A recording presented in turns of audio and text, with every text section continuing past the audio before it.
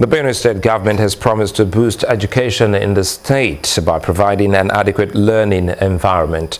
The chairman of the Universal Basic Education Commission, Mr. Pt.3, made this known during an inspection tour of the 7.6 billion naira suburb model schools in Guma and other parts of the state. This comes on the heels of allegations of fraud by some contractors. Primary and junior secondary school students gather under this huge tree at the Bajimba LGEA Model School to learn, as most of their classrooms are uninhabitable due to years of neglect and herdsman destruction.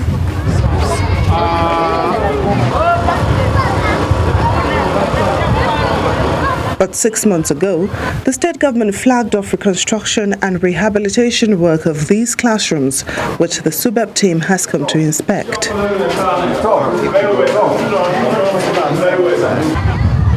So far, I am satisfied with the work, and I just want them to keep to what they are doing so that they will not deviate from the quality that they have started. I want the finishing to be very good, just as the starting is also very good. The inspection team moves to this completed block consisting of 4 classrooms in Daudu LGA Primary School as excited pupils gather to welcome them. The team also inspects 2 ongoing projects in Taka Local Council before visiting the LGEA Primary School in Adam.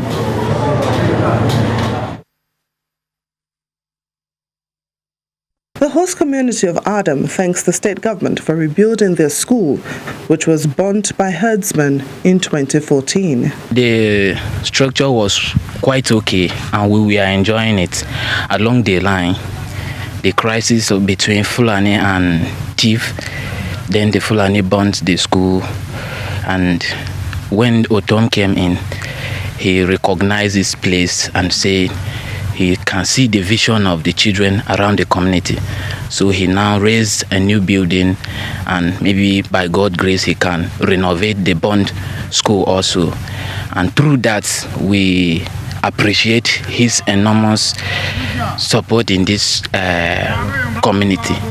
The SUBEP chairman is also pleased with the project development, but the state government dismisses allegations of financial dishonesty. Looking at the other structures that are out there that were raised and also abandoned, and then seeing what is happening here, and the quality of the bricks that the contractor is using, the wood and everything, I think I am quite impressed with what I've seen. It is not true that the insinuation that the kickbacks, 70% was given out and then 30% kept for kickbacks, except that the people who are alleging this will bring proof forward.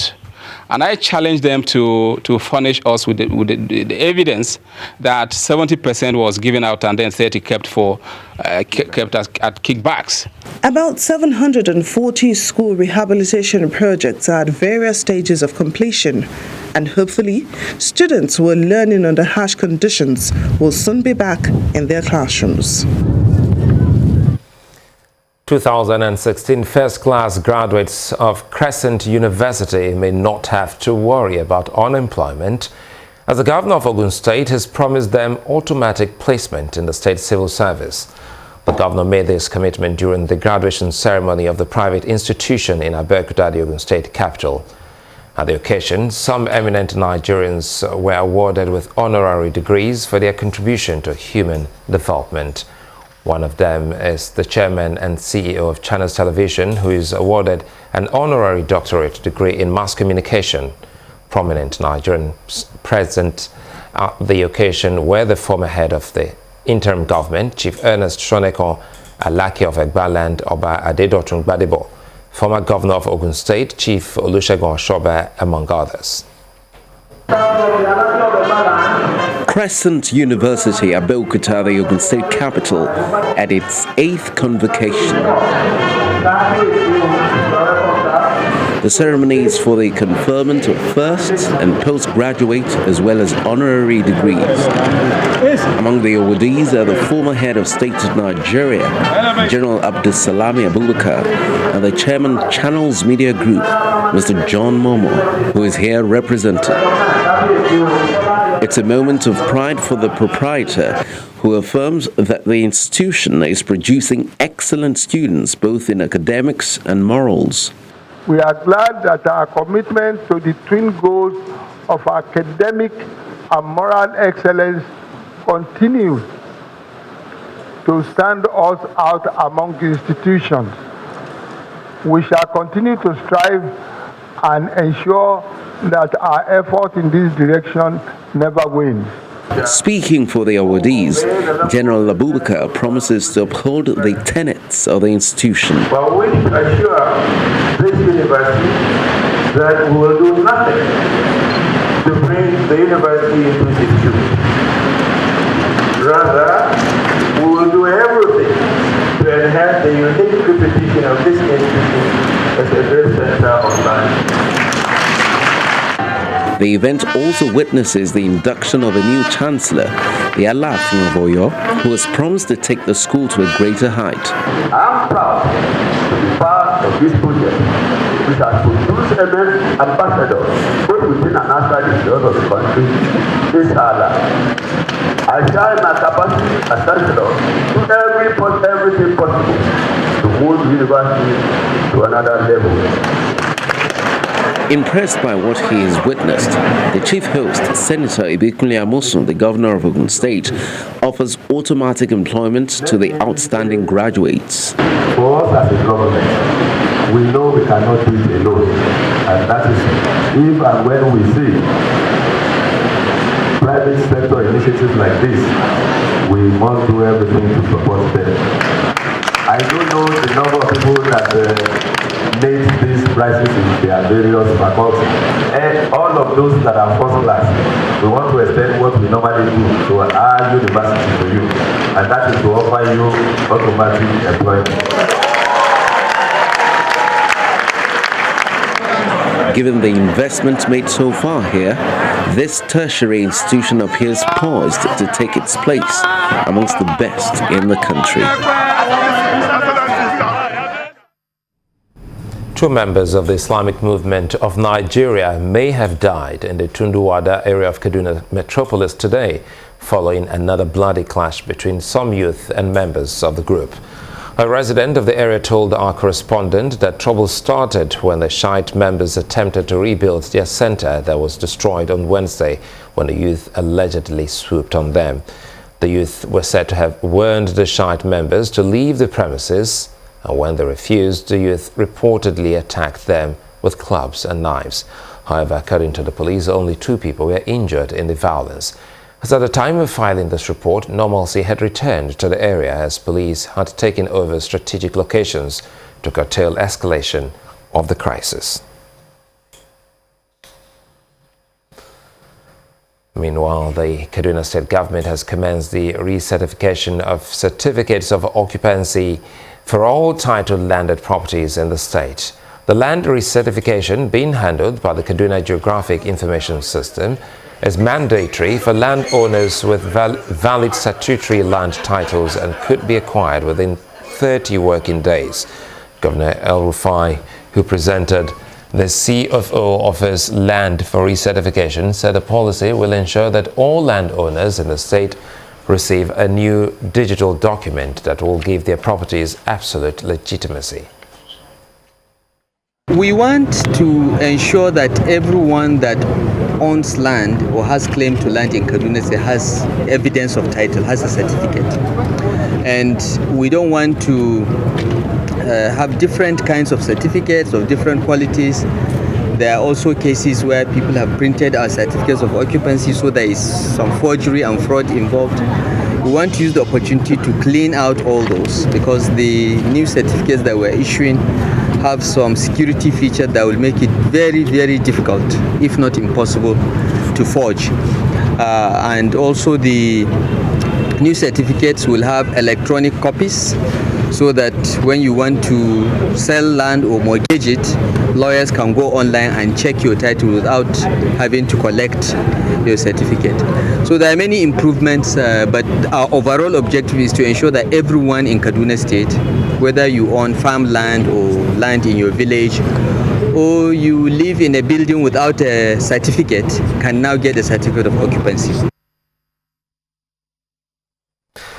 Time for us to look at our business news with Anne.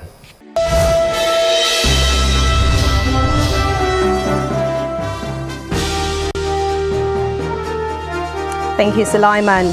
Welcome to the world of business. The currency market witnessed two major developments this week as news filtered in on Thursday that the CBN had suspended all deposit money banks, with the exception of First Bank, from selling the proceeds of international money transfer services to BDCs. But before that announcement, BDCs could purchase dollars from either Travelex or banks at different times. There were also reports that the CBN will sell 2-month dollar forwards at an auction to clear a backlog of demands from various companies, traders, and the Ministry of Transport. Now, these reports impacted on the local currency, the Naira, as it appreciated against the dollar at the parallel market, but it lost at the interbank segment on Friday. Market watchers expect the local currency to appreciate against the dollar next week as international money transfer agencies increase dollar supply to bureau de change operators in line with CBN's directive.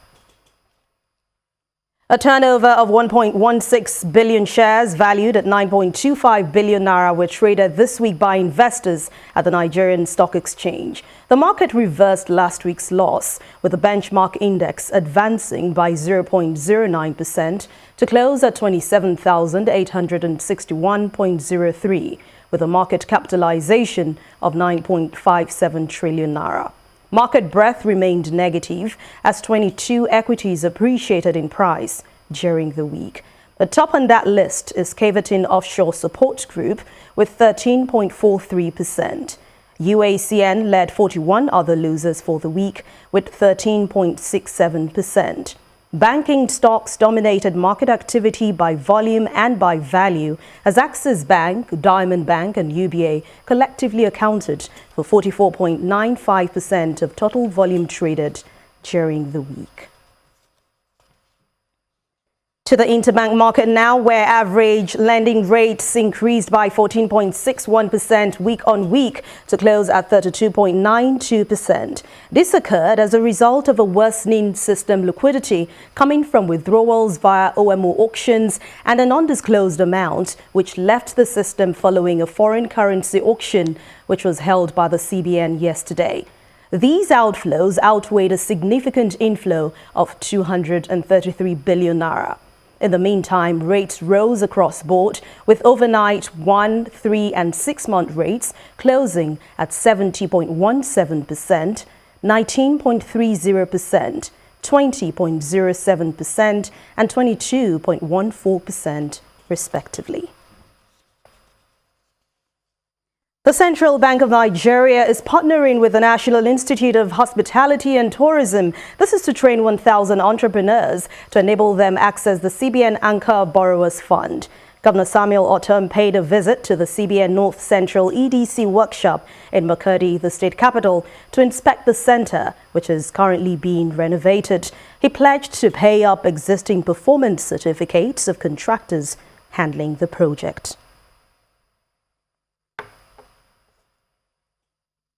And that's business news tonight. Thanks a lot for watching. I'm Anne Nwawado. Back to you, Sulaiman.